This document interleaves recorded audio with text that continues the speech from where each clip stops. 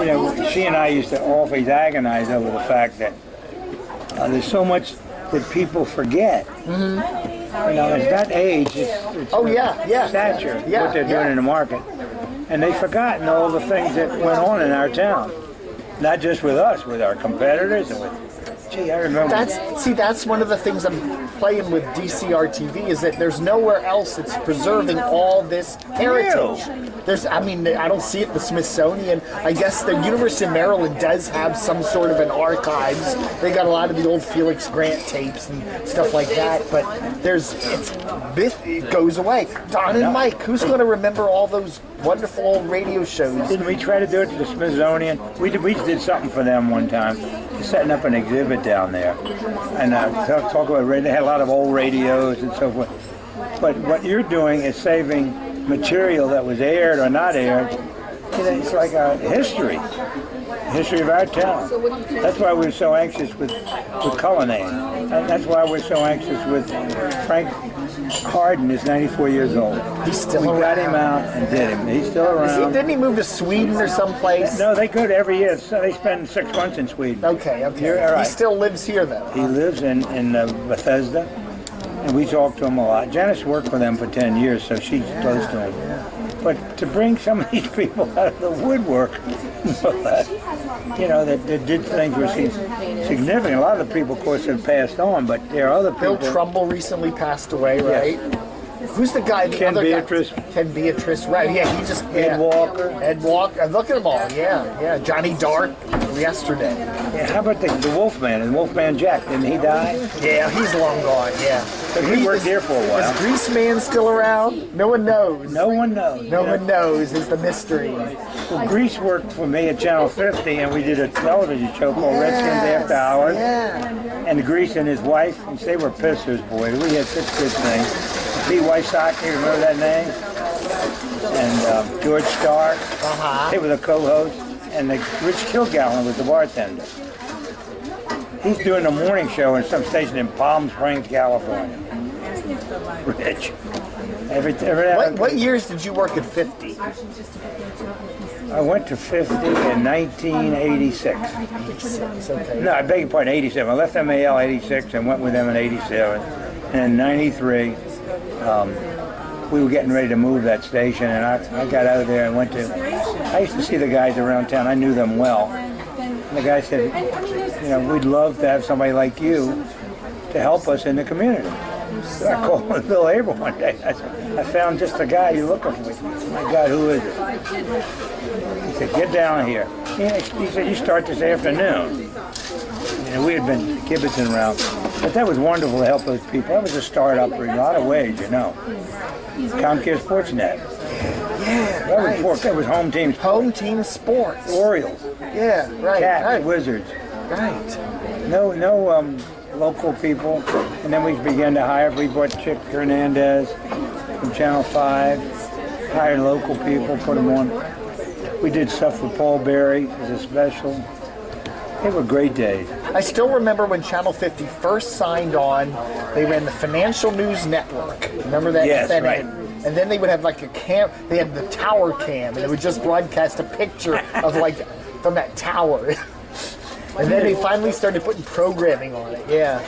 You know, Dave, when the cables first started, 9 out of 10 cable systems had a stationary camera taking a picture of something so they could say we're on the air. They didn't do anything, but there they were. It was a very slow start. Very slow start. Boy, you remember me. And then they did Super TV. Remember that? They scrambled at night. Right. Because a lot of people didn't have cable back then and couldn't get HBO in the movies. So they did, at 7 o'clock, they would flip over and boom. When I first started with this company, Home Team Sports, I said, why in the hell? With the money that is involved here, why aren't we on the same channel? Why are we 32 here, 40 here, 7 here, and 8? I said, Joe Albritton did it with Channel 8. They went out and bought it. They went to these cable operators and said, we want to be on 8. And they paid them for it. I bet they still pay. You could do it if you paid for it. Absolutely. Sure. Well, we had a rich company. And then we got richer. But by that time it was too late. And then with NBC, you know, sort of like a stepchild of NBC Sports. But, you know, you can see so many things that were easily handled in those days, and we didn't do it. But New Channel 8, I think, is a big factor now. I like them. Yeah, no, I think they do a very good job. Sinclair was going to make big changes, but they still haven't done anything. No, I haven't seen anything. They were going to turn it into like a national news channel or something. Evidently, they gave the guy the bump, the anchor guy. They booted They him. bumped a lot of people over there. They're all going. Morris Jones, yeah, he's gone. Leon Harris is leaving Leon's now. leaving. Yeah. But they re-signed a young lady. Yeah, Allison Starling.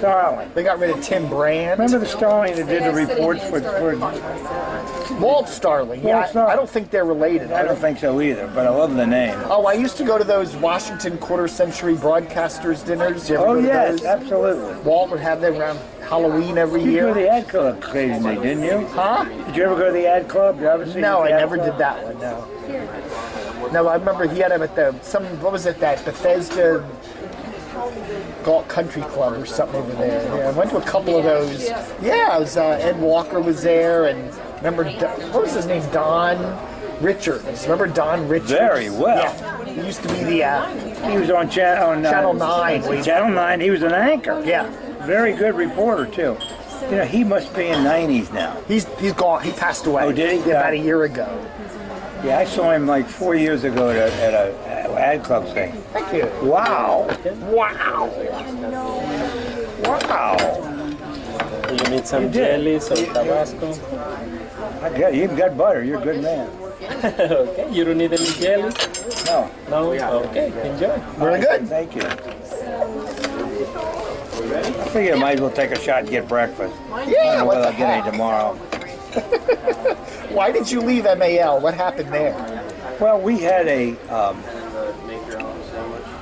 problem with so-called sexual harassment. Oh. In the days, none of us knew what it was. But being the boss, it was my responsibility, and according to the way it was looked at by the powers that be of Clear Channel, it was easier to take that stand. That we didn't have we had a picture like it was claimed that my secretary, we called her the Rocket because she was from Bladensburg, and we had some fun with her about what is that, the roller skate thing? Roller derby. The roller She was the derby. queen of the roller derby, and they thought that was sexist, and you can't say things like that. We had Cheryl Teague, remember that name? Mm-hmm. Some of the guys had her picture up in the sales office. Among them, Wysocki and Bob Bowen and all of them. You know, that's what we did. Well, that's like the Roger Ailes thing now. You know, he's kind of a standout from the olden days. Exactly That was right. kind of common. You know, you made, yeah. You know what? You couldn't do that, and it was a new world to me. I got in big trouble by and I admit that it was my stupidity, but I was learning, and they claimed that because I'd made the statement that she was a dumb Puerto Rican, and I said I never said that. That would be redundant, and that was not a smart thing to say. So we agreed to disagree. And by that time, Cap Cities took over, and it was easy to make the transition, and everybody remained close. And after I kind of dumb, I told the guys, don't let this happen. WMAL is what it is. A lot of people left. No, wait, MAL, I thought they were owned by ABC, right? Mm-hmm. And then we were sold to Cap City. Oh, really? I did not know that. Cap City's it's a different culture than ABC, and the world was beginning to change then as far as harassment was concerned. Was it RQX2, they were both sold? Absolutely. The whole shortened match to the whole ABC radio was sold to Cap City. Oh, okay. Little cans of stuff. Which eventually became Clear Channel then, right? That is correct. Yeah, okay. But it worked. And then when, Yeah, there's a okay, then who got it later? Yeah, but when Cumulus bought it, wasn't it ABC? Didn't ABC come back again or something? I don't know. It was mixed up. There was something called Citadel. Yeah, Citadel. That's it. They were in the mix. I don't know where they were, but they were. They were towards the end there, right? And then Cumulus came and bought Citadel, and yeah, okay. So it was a painful thing for me, and but it led me into another world and back to television. It led me to try other things. What do you think of MAL today? I don't know what it is. I know what they're trying to do, except they think that they have a voice. I can tell you this, Dave, it works commercially. Yeah. The advertisers get their money's worth. That I can tell you beyond, because Janice represents a lot of people that buy WMAL, and they swear by it. They get results. You say, they take risks by associating themselves with certain political ideas, but yet they seem that there's a whole stable of advertisers that just stick with that. That stick with them. Mm-hmm. Like Rick Edelman's been on it for 25 years. I know. Michael Collins has been on 15 years. And there's a certain thing too. Older people, I think, are better listeners of radio. Younger people today aren't listening, and you want to reach those loyal. Probably, I said to one time, probably nobody under 40 ever listened to AM. Yeah. Now you can say nobody under 40 ever reads the newspaper. It's funny how Bezos doesn't release any subscriber numbers anymore. I mean, it's just a lot of stuff that just happens. I don't know whether you've been following the national picture, but ESPN has lost a lot of subscribers. Mm-hmm. Oh yeah. At the expense, Dave. It's gotten to $5 or $6. Some people that don't give a shit about it. That's a lot of money a month. So, and there's so many people have been crying to do a menu so you can pick what you want and pay for it. Well, that's the problem I had. I mean, cable's getting so expensive. You're paying $60, $70, $80 a month for these packages, and you're getting all these channels you don't want. You never watch. If you're a guy, you want all those kiddie channels and Women's Lifetime and this and that. And if you're a woman, do you want all the sports channels? A lot of them are saying, no, I don't. You're 1,000% right. And so what they do is if they tailor the packages, the price is going to go up. I cut my cable 2 years ago. I don't miss. I really thought when I pulled that plug on Comcast, they used to give me free service, by the way, because I was bitching about them on my site all the time about how awful they were. They said, "Shut up, Dave. We'll give you free service and just send us your problems privately." And I did that for many years, and they were very grateful.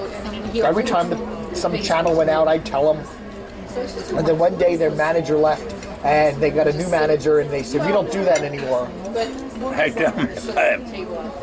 was charging me like $200 a month, and I just said, I'm never turning the TV on, Dave, we pay about $190 to $200 a month, and that's without buying anything. So I got a movie channel, and then I started, look, I'm paying for it. So whatever happened to free movies? Yeah. I put up an antenna. I get 40 channels on my antenna, and it's all free. It's all the networks, all the HD signals from Fox and ABC and NFL, and then there's a lot of funny little channels, that show old movies, but they all have commercials in them. Well, you figured it out. But, it's supply and demand. People want pro football. It's just so unbelievable what a rating juggernaut it is. It is.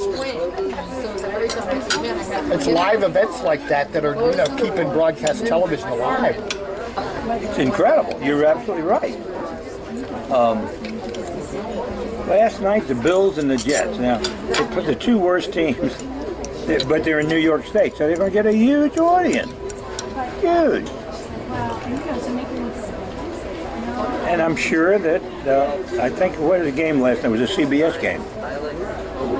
Yeah, they're producing the NFL Network games, so part of the season they air them, yeah.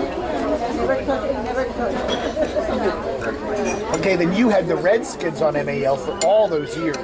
I mean, the Redskins and MAL was like, they were, you'd never think of the Redskins without MAL. For how many You're years? so right. You know, I think a lot of the air went out of the balloon when they went into the business of raising those broadcast rights. Yeah. And by that time, we didn't want to pay. I was gone by that time, but so we didn't want to pay that money.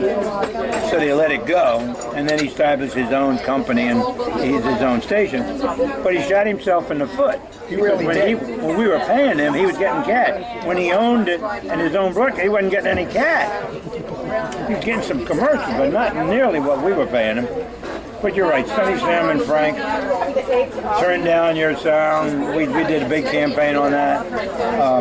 There was magic between the audience and WMAL and the Redskins. You know, Ken Beatrice at the stadium. It was all tied in. You know, we had the nun on the air doing selection. Oh, remember Glenn Brenner and the Nun? Oh yes. Oh God. He was a guy. He was quite. You never see anybody else like him ever. Ever, and you never will. Nobody as good as George. George was a perfectionist, you know, George Michael. He drove the people crazy. He demanded perfection from everybody to work. You know, he was on the air before cable. Oh, yeah. And when he was doing the sports machine, and he was popular all around the country. Nobody had anything like it. And then cable came along. When I was a kid near the Philadelphia area, I used to listen to WFIL radio, and George Michael was one of the DJs. He was very good. Remember that? Yeah. I never knew that. And then years later, he'd be the anchor in the Channel 4 News, and he knew me very well. And sometimes he'd get really mad at me because I'd report stuff. And I reported something about him getting something Channel 4 was doing, it cutting back his department. Didn't you know that Glenn Brenner was from Philadelphia too?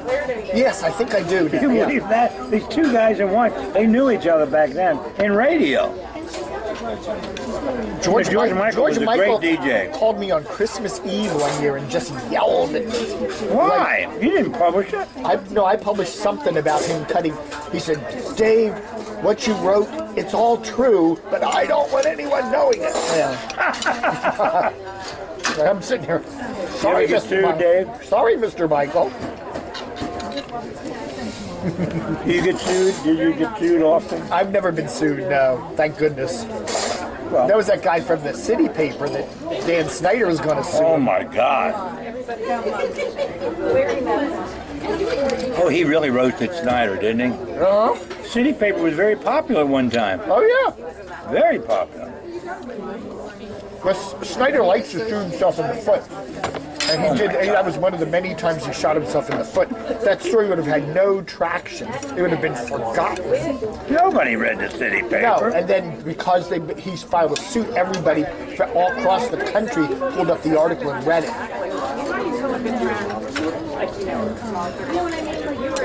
I've gotten lawyer letters before, but I've never been sued. Jack Diamond sent me one once. He's back. Oh, yeah. What is his allure? Most people, if they find an inaccuracy in my site, will just send me an email. Dave, you reported something and the contract that you reported is inaccurate. Can you change it? And I'm more than happy to do that. 99% of the time, that's what happens. But not with Jack Diamond. He has to call his lawyer up and have the lawyer send me the letter. Please remove this statement in your article. It's like, fine, but Jack could have just sent me an email. I don't know him real well. We crossed paths many years ago when I left, and I was still connected with the station forever. And now that we're back, Janice has got back, and they've been very good to us. They let us use the facilities. We're recording there. It's a nice place for people to come to. And we have a first-class technical operation, which is important, David, you know. Oh, yeah. Well, these podcasts are going to be perfect. They're well done and well constructed by the technical department there. Dave Sproul, the chief engineer. Oh, yeah, he's a great guy. I like him a lot. Wonderful guy. He's been with MAL a long time, hasn't he? Dave, I was there with Dave. Yeah, His wife yeah. is the news director for ABC Washington. Yeah, Robin. I hired Robin as an intern. She interned in our newsroom. It ended up being... David, we always say it, but that's the only thing I can tell you. I was so fortunate to have all these good people. I worked hard. Tom Gager. Oh, God, I love him. Who else? Oh, my gosh. Of course, Chris Core was there for a little. Moneybag. Moneybag. He is now, baby. Oh, yeah. Oh, is he making money? There's personal testimony. When I had my roof done, when I had my plumbing done, when I had my lawn service. You know he's doing most of that. He moved to Florida. What? He's in Florida now? No, he lives here, but he's got a place in Florida. Oh, okay. He gets down there anytime he can. And he can do his commentary down there. He can do his commercials. Chris is a very talented guy. Very talented. Trumbull and Core were unique. Completely different than everything else we had on. People would come listen from other towns to say, what is WMAL doing that's special? And they'd say, this station's terrible. They're playing different music during the day, or they don't play any music. And they got a march on in the morning. I mean, we can't do that. Nobody can get by doing that. We were doing a prayer every morning. Hey, whenever we drove around in the car with my parents, they were always on MAL. That was the only station they listened to.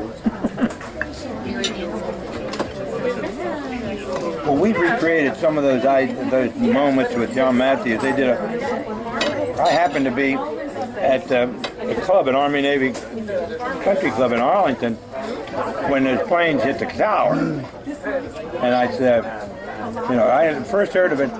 I thought there was a military plane that hit the Empire State Building. Yeah, I thought so too. Then the second plane. Then the second plane, and I said, oh shit, this is serious. And then I'm talking to a guy, and this airplane goes over, and the guy said to me, that plane is not going to National Airport, American Airlines. And then we saw this, and didn't hear anything. You actually saw it fly over. Yeah. Smoke. Black smoke. So I ran down and got what I could, and I called, who was it then? It was Tim Brandt and Andy Park. And gave them an eyewitness, and it was great to help my old pal. That was a day I'll never forget in broadcasting. They told people at the Pentagon, get out, go home, don't stay. I mean, if your car is parked at the Pentagon, too bad, you can't get it. Airport, they emptied National Airport. They cut down, they stopped Metro. They said, we don't want to take, and nobody knew what the hell it was. That to me is one of the amazing stories of the 20th century, that 20 guys can do that and nobody squeals. That's a powerful religion, Dave.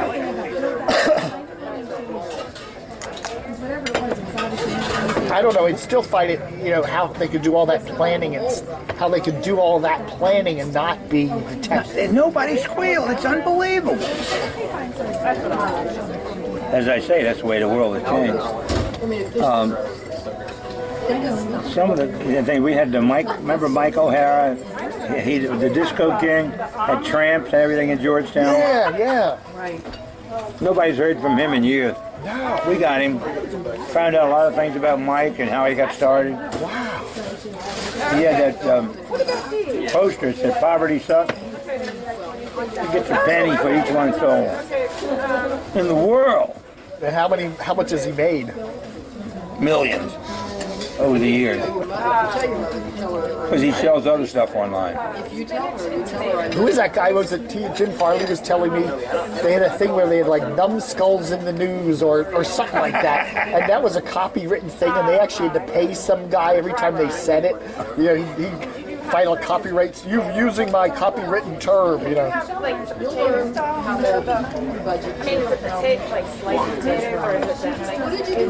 Well, the Redskins used to write people that were not paying them any money, you couldn't cover the Redskins and use their name on the air. They had copyright. They'd send letters. They had lawyers sending letters to broadcasters. Oh yeah, yeah. That didn't pay. If you didn't pay, you couldn't play. Oh, well, I just heard an ad from Sonny Jurgensen for some financial group that he had to walk around the Redskins. Michael Collins. Yeah. He had to say something like, when I played with that big team. Well, we arranged that That's for the same Sonny. thing with the Super Bowl. You can't say Super Bowl. Do you believe that? You You have to can't. call Say it the the big game. You have to call it the big game. Big game. If you're getting ready for the big game, then get your new TV at whatever, but they can't say Super Bowl. I'm looking at some of the people that we talked to and some of the things they told us. Like finding out about Harry Jaffe, the writer. He's been a friend for years. I found out things about him. He really was a newspaper man in Rutland, Vermont. Oh, wow. He covered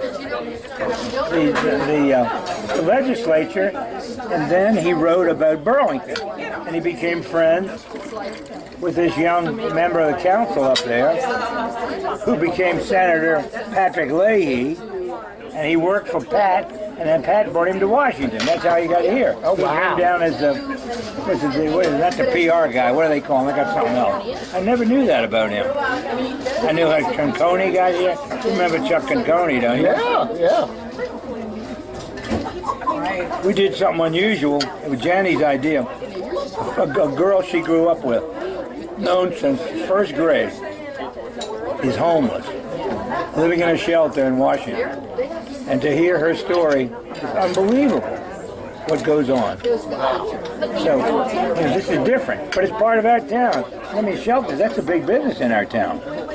You do Gordon Peterson? Love Gordon. Haven't done it yet. We love Gordo. Yeah, the combination of Gordon, Glenn Brenner. When he left Channel 7, but 2 years ago, he was saying, I'm not retiring. I'm going to still be around doing things. And then Still doing that talk show? No, he gave that up too. And it was like, I almost thought, well, Bill Lord going over to 9, some of those people from 7 are probably going to be going over to 9, but nothing happened. Well, I think that in the 9 Exodus began with the female, and I think of her name, she does the anchor. She's anchor. JC? No, JC stayed, didn't she? Or she didn't go to 7. That's right. Oh, Renee Poussin. Not Renee Poussin, Maureen Bunyan. Maureen. That began the Exodus. Yeah, Then the weather guy left. Doug Hill. And then when they fired Bob Ryan, everybody thought that was going to be the end of the world. But life goes on. They got another weatherman. Everybody loves him. They're cleaning up Channel 4. Yeah, it's Channel 4, yeah. Cleaning up.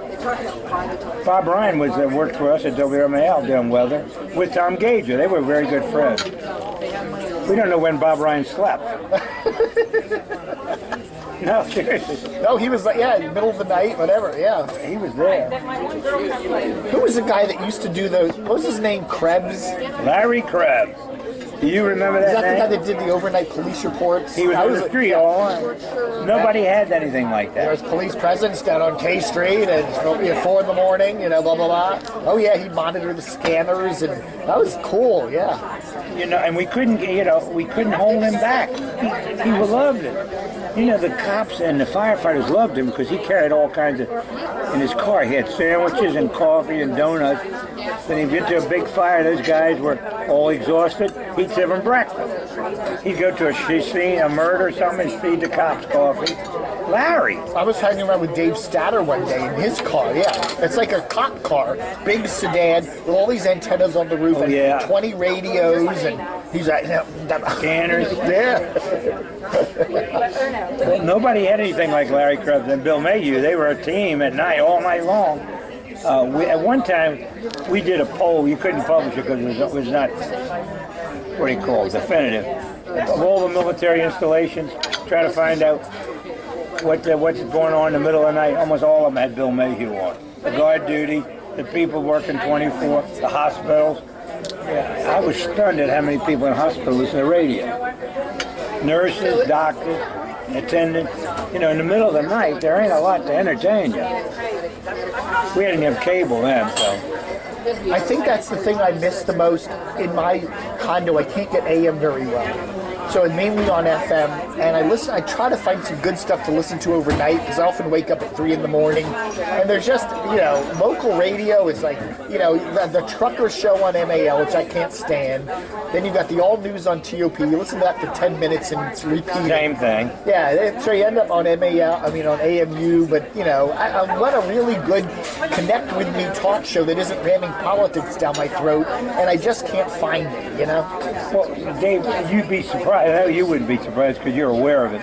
A number of people would tell me over the years how Bill Mayhew became their all-night companion. They wake up in the middle of the night, hit a button, and listen to radio, or have a little button under their ear and listen to things. But it wasn't, he had music and sports, and it was a full service in the middle of the night. Yeah. And Larry Crabb, reporting from G Street or Arlington or at a fire in Brookville. And he was on top of all of it. But let me hit the restroom real quick. Where are you going? You're not leaving. Restroom. Oh, okay. May I take your plate, sir? That was very good. Thank you. And you like it too, right? Did I get anything off? I'll just take a check, please. Sure. That was really a good breakfast.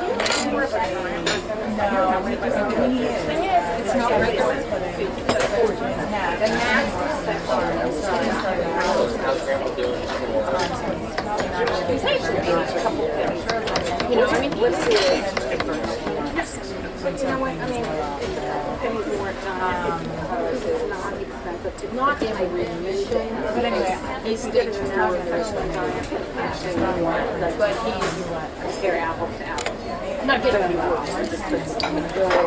The lukewarm shot has not been that's way for 5.49. So yeah. Well, the stuff that's on my face.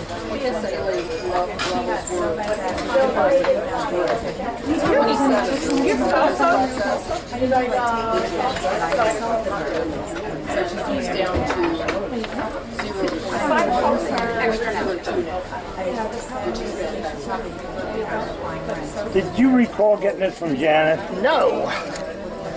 About how we started, why? Yeah, maybe. Yes, she did send me this. Yes, It's not heartwarming, but it's true.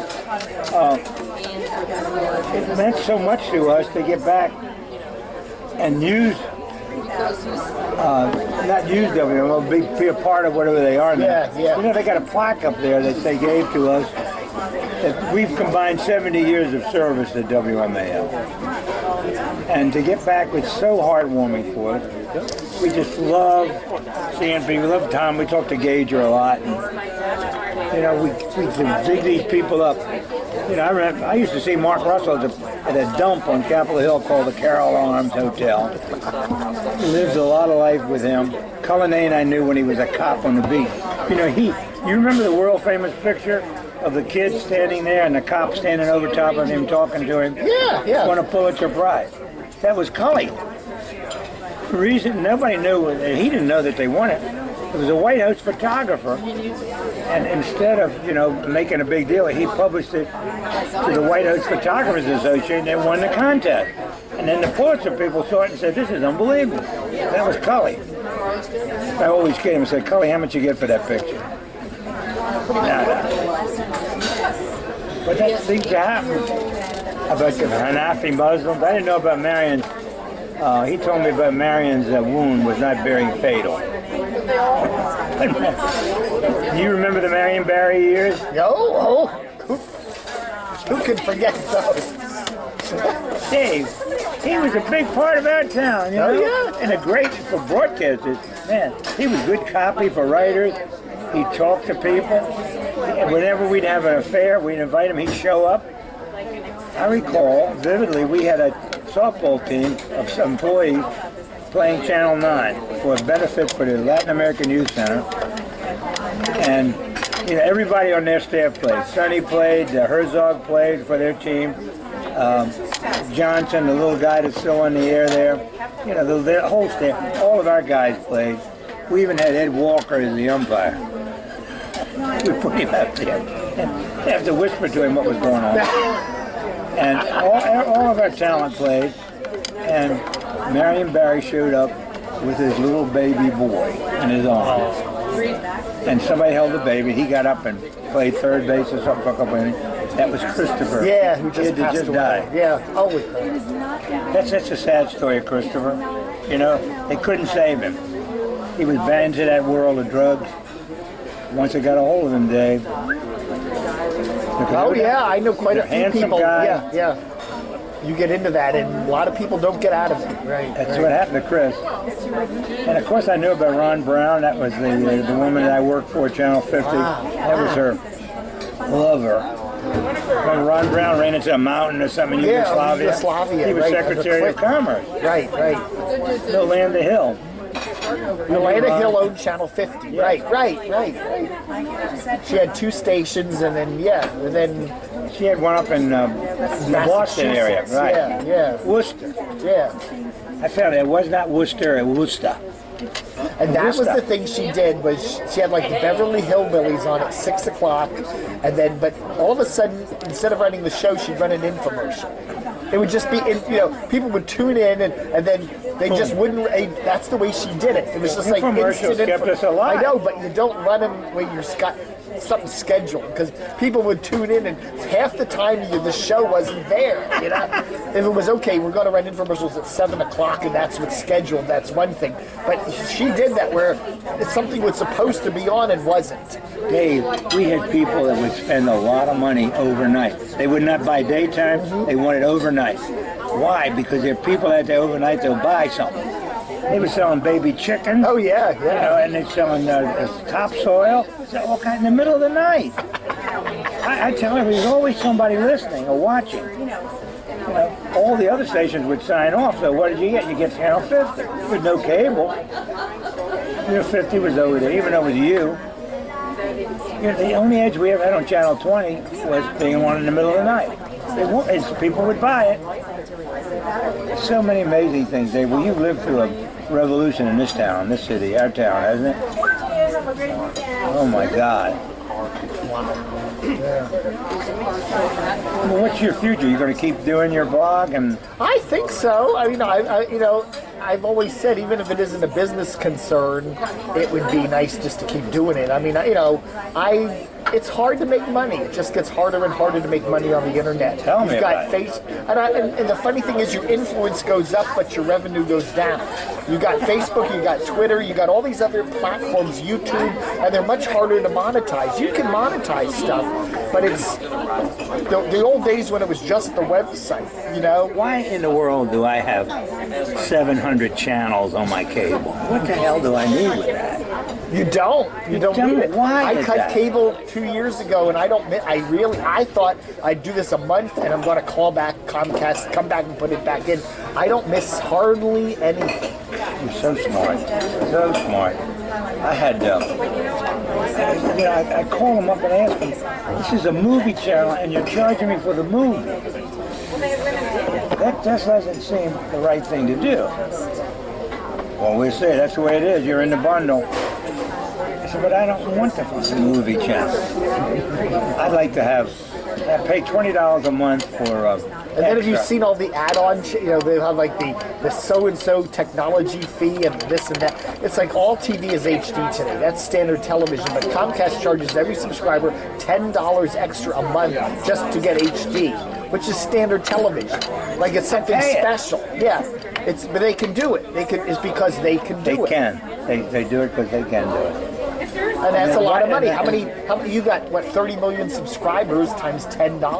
That's a lot of money. Look at the taxes. There's franchise tax, city tax, state tax, people tax, every tax. There's your local sports, local channels. I think we pay, it was $2.39 a month. Yeah, they'll charge you that. $4. Right, the broadcast TV fee, yeah. For sports on crap. Well, I get all those local channels and I don't have to pay any broadcast TV. You're a smart man. Well, how do you get most of your stories? That people call you? Oh, sure. I get them all over the place. You know, like a reporter, you have to call people and say what's going on. Sure. I get a lot of sources. I mean, there's a lot of people at MAL that, you know, employees that work there that want to stay anonymous that will give me stuff. Oh, right. Sure. You know, they'll tell me stuff, you know. That's natural. Back in the days when there was the whole Grandy and Andy thing, you know, Fred Grandy and Andy Parks. Gosh. Oh, my God. That was nuts. That was Nutsville. You know, one of them would walk off. Fred Grandy would just leave for a month. And then he'd come back and then Parks would just walk off. He was a nutcase. And it was like, and then they put, what did they have? They had Fred Grandy and Chris Plant on for a while together, and then Chris Plant, and then Fred went away again, and then they put Plant and Parks on, and then Parks left. And it was like every week was a different lineup. At one time we had the girl that's so big on radio, the blonde, she does Fox Now TV. The radio girl, she did a morning show at WMAL. They were doing tryouts with her way back. That was with Chris Berry, I think. They were trying her out. What the hell's her name? She's so right wing, but she's not a nut. She's pretty bright. They tried a lot of people in. Like Catherine Ham, they had on there for a while. Oh God! Thank you. How about all the good radio voices are gone now. You know, it used to be a time in radio when you had to have a good voice. Yeah. That's not true anymore. I think Shables, you just show up now. It's 10 o'clock. Oh yeah. We used to have the live TV announcers, you know. Coming up next. We had a live announcer give the station break. Channel 7, WMAL TV. And then the Washington Star, everybody was worried that the FCC was going to break up all the TV newspaper monopoly groups, so everybody sold their stations. Remember the Post used to own TOP, television. They gave the station to Howard University. They gave it to Howard. They think, oh, an FM, or no one wants that. That was Mrs. Graham. Catherine Graham, right? She gave the station away. Well, I'm sure they got a tax deduction thing for it, right? Yeah, big one. They're good people. I knew Phil Graham. Not well, but I knew him. Ben Brady turned out to be a good friend. You know, he did things locally. I worked with him on a lot of different things. You know, I just can't tell you how much it means to me to be back in a little bit of a limelight. But it all starts over again for me. I love it. I love it. But you can't go back, and that's not. We're trying to run our podcast for today, not yesterday. But that's pretty much the idea of why we started, Dave, and what we're doing with it, and why it's so important to us. I got to tell you a story. This is not for print, but if it ends up properly, I'll call you. Carol Schwartz used to be in the city council. Right. She was also involved with me with the Police Boys and Girls Club. Carol was a good friend, but I called her Mayor Tootsie. She ran for mayor. She got a good showing. She got 40% of the vote against Marion. So I said, Carol, here's what we're doing. I told her story. She said, well, I'm not going to do it for you. I said, Carol, what? She said, I know you didn't support me. I said, Carol, I did. When you ran for mayor, I gave you money. You know that. She said, no, I'm talking about the last time when I ran for the open seat. You gave money to David Catania. I said, well, you're right, Carol, I did. I supported David. She said, well, if you can't be my friend and be his friend too. I said, shit, he lost, Carol. He fucking lost. You lost too. But she remembers. Oh, God. She said, well, let me think about it. So I'm going to call her back and say, well, what do you think? Okay. She said she knows everybody that gave money to Catania. So she got a hold of his list. You remember that, David Catania? The gay Republican? The gay Republican, right. He was way ahead of his time. and a very bright guy, but he couldn't get elected. So he stopped being a Republican and became an independent. But at one time he was elected as a Republican. I don't know. What year was it? We've done some peculiar things, David, but I have people that do that to me all the time. Morris Jones, he brought me here about 6 months ago and said he was leaving, Sinclair there. And I would get the story first. He didn't want it to come out. He wanted to make sure it was handled properly. And he said to me, you will get the story first. I guarantee it. Just sit on it for a while. Don't report it. And I went, okay, fine. But I said, if I see someone else with it first, then I'm just going to run it. I'm not going to even check with it. And so 2 weeks later go by, and then all of a sudden I look at Washingtonian, and there's a big story about Morris Jones leaving 7 and 8. And I went, oh, God. I called him up. I said, what? You promised it to me. I thought Morris was a very good performer. Oh, I liked him. Yeah, it really made me angry. I immediately just ripped it off and ran it. This reminds me. I gave you that. Maybe this is what I wanted. This is what Janice wanted you to have. Oh, is that the list? This is some of the people. Yes, that's what I wanted. We have on. Oh, good. Okay, good. They will be on pause. Names that you may not know, like Guido Delfio. He's big in the travel business. Tara Lewis is a Mid-Atlantic director for Yelp. I thought Yelp was kicking a dog. It's one of the biggest party planners in the world. Really? Yelp. Really? They're for young people. Sonny Jurgensen. Yeah. Oh, yeah. Wendy Reed. Wendy, was she really drunk there covering Sandy at Rehoboth?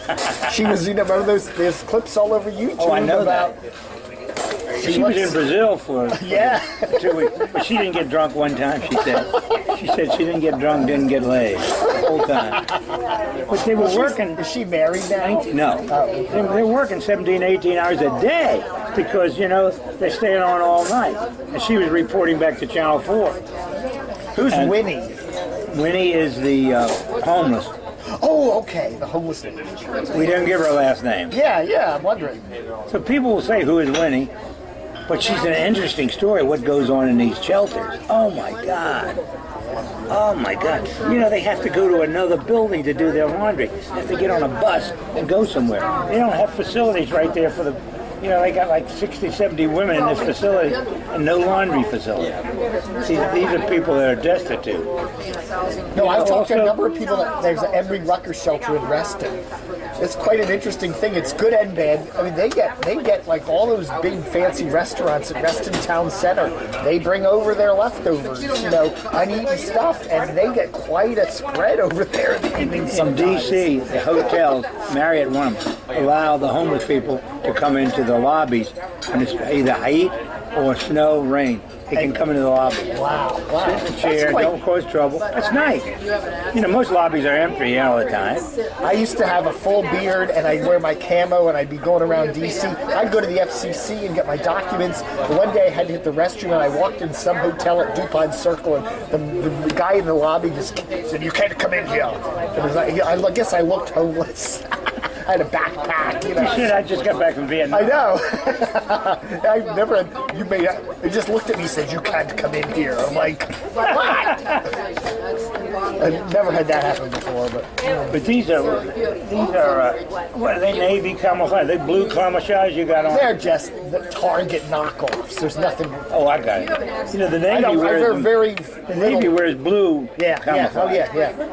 I got theirs. There's a place called Ranger Surplus at Tyson's, and they sell real military. Right. I've got a couple pairs of them. But remember Sunny Surplus? Sunny Surplus. I loved Sunny Surplus. Yeah, all kinds of things. They went away, didn't they? They were all over the place.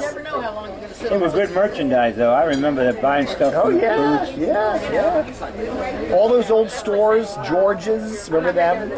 How do you remember? You're not that old. Yeah. There's a guy that I know. Remember Unsigned Corporate Suit? He's a real kookball. He had made tapes. What he did was, back in the 80s, he would just let a 6-hour videotape run of television. That's all it was. He put it on Channel 9 like 3 in the afternoon, and just let it run for 6 hours. And that's all. It was the news. It was the Walter Cronkite. It was the evening movie, and all the commercials. Everything's intact. People didn't cut the commercials out. He just let it run, and there's all these ads for radio. There's ads for old radio, MAL ads. I mean, it's amazing. George's Radio, Phillips Radio, and TV. Yeah, all those old things, and you've completely forgot about them. Oh my God! Who's the guy that did the Crown Books ads? Remember him? Books cost too much. Yeah, they cost too much. Books cost too much. The guy with the hair. Yeah. What was his name? He had drug fair. He had the drugstore for a while. Fantol. Yeah. Robert. He had a big son was Robert. He had to fight with the dad with the big hair. Yeah. They were characters, weren't they? Yeah. And he went into the bookstore, but the bookstore's too much. Then he went into the wine business. Did you know that? Yes. Total Wine. Yeah, that's right. Oh my God, Dave. You're tuned into the whole thing. But I'm just saying, you watch this and all these ads, and what's amazing are the ads. You forgot. It's and then another guy gave me tapes of old TV, but he cut out the ads, and I'm like, that's what I want. Watching like Gordon Peterson doing a news update from the Channel 9 newsroom, with join me and Max at 11 o'clock. You weren't around to remember Louis Allen. Yes, I was. He was in the 70s. I remember. He did the weather doodles. Yeah, the doodles. Washington Gas. Yeah. And we had Barry Zvan, the weatherman. Oh yeah, Barry Zvan spoke to my high school class. We did? Yeah, he came out to Herndon High. Yeah. Wow. He was a peculiar little guy. Yeah, he was a funny little guy. He was big in Minnesota. He went back out there and had a great career. And I still remember when Maureen Bunyan came on the air. We have sad news to report. Louis Allen has passed away. Oh my God! That. Yeah. He was over at the Channel 9 for years. I'm trying to think of another guy you may remember, like from that ilk. We had a sports guy. I don't forget his. He had a common name like Robert Campbell or Robert something. And he got mad. He was so uninformed. He get mad. He said Lefty Driesell hates sports writers. He has turned off everybody because he blamed the defeat on the press. And he misinterpreted what Lefty was saying. Lefty's talking about the press on the court. Yeah, and he thought it was the press. Yeah. We love that. Say, yeah, go after the writers. Sick of we had George Solomon. You'll see him there and there. Okay, put this in there. Okay. Follow orders from Janet. Give me the whole binder. George Solomon was sports editor of the Post. He more or less created Tony Kornheiser and Michael Wilbon because they used to do that in the office. They would argue. And George said to them, why don't you make something of what you're doing? Take it, sell it to somebody. You all are wasting your knowledge and just fighting in the newsroom. Next thing I know, they get a chance to start something. ESPN, they don't pay them much money. They fill a half hour at a time, and they do it very well, and it goes on and on and on and on and on. But George created that. Well, George had Feinstein. He had all kind of great writers. Kenny Dangler and Andrew Beyer. That way, then when I worked for the Star, and they owned WMAL, they had a terrific sports section. What did you think of Washington Post Radio? Could never make houses. We tried it in TV, it didn't work. We called it Washington Post Live at Channel 50. Yeah. It's never worked. Nobody did it yet. And they were not performers. Oh no! They were just reading. Yeah. I mean, to think that a guy who writes a column on whatever could be a good radio personality was ridiculous. Well, Tony Kornheiser used to have a hard on for Ken Beatrice because he didn't believe Beatrice, and then he roasted him, and Ken got all upset and went into a funk. So I called George and said, "Look, George, do you understand something? This is entertainment. You guys treat sports like a holy grail. It's entertainment. If people like it, what he says and doesn't say, what do you give a shit? Why do you bury the poor guy? What has he done? He's not making fun of the Post. They're making fun of him." He said, well, he makes up stories. I said, Rodney Dangerfield makes up stories. Bob Hope makes up stories. They're entertainers. He said, well, we don't think it's funny. But you see, that's what we're getting in the presidential race now, the entertainers, you know? I mean, that's Donald Trump. He's the celebrity. He's the entertainer He's an president. entertainer, exactly right. So you're getting that now. People don't want those boring old politicians. They want those larger-than-life entertainers. What about the phenomenon of Bernie Sanders? Yeah. Yeah, that's a bigger phenomenon to me than Trump. Trump's got spending money. Bernie didn't have any money. That's true. He was broke when he started, you know? But the kids went for him. And, you know, he's really a socialist. He doesn't hide behind that. Well, his votes now go into those, what is it, the woman and the man that are running the third-party candidates, and they're not going to Hillary. So I don't know. It's going to Stein and the other guy. Yeah, Johnson, something like that. Something like that. One of them's been advertising on MAL a lot. The Johnson guy, yeah. Boy, can you believe you've been here and you lived long enough to never see anything like this, have you? No. You get that every couple of years in American politics. Never seen it before. Incredible. You know, people would say about Rush Limbaugh, I said, he's a comic. He's an entertainer. People listen to Rush and get a kick out of him when he says, you know, the broadcasting network and all that. Well, that's bullshit. the thing with Chris Plant. You listen to that stuff he does, and it's comedy. You know? And you can imagine he's not really that way. You just hear that, you know, and it's he's a performer. He's a performer, yeah. Right. That's what Rush is. Hillary felt like a sack of potatoes. Poor Hillary. I wonder where Bill was when she got sick. I didn't see him.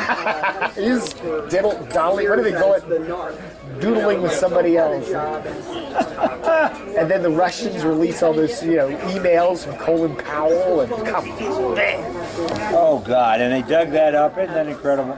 You know, there used to be a thing. Trumbull Court used to do it. If you're going to take a cross-country bus trip, who would you rather sit next to, Bill Clinton or Dan Snyder? Or things like that. Nobody wanted to be with Dan Snyder. Everybody would like to be with Clinton, just to listen to him. You know, would you rather be with John Wayne or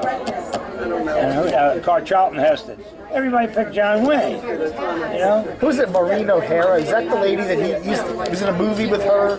Maureen O'Sullivan. I forget what her name Maureen is. O'Sullivan. Yeah, and Maureen O'Hara. She did the moon with John Wayne about the Irish. Yeah, that's it. Maureen O'Hara.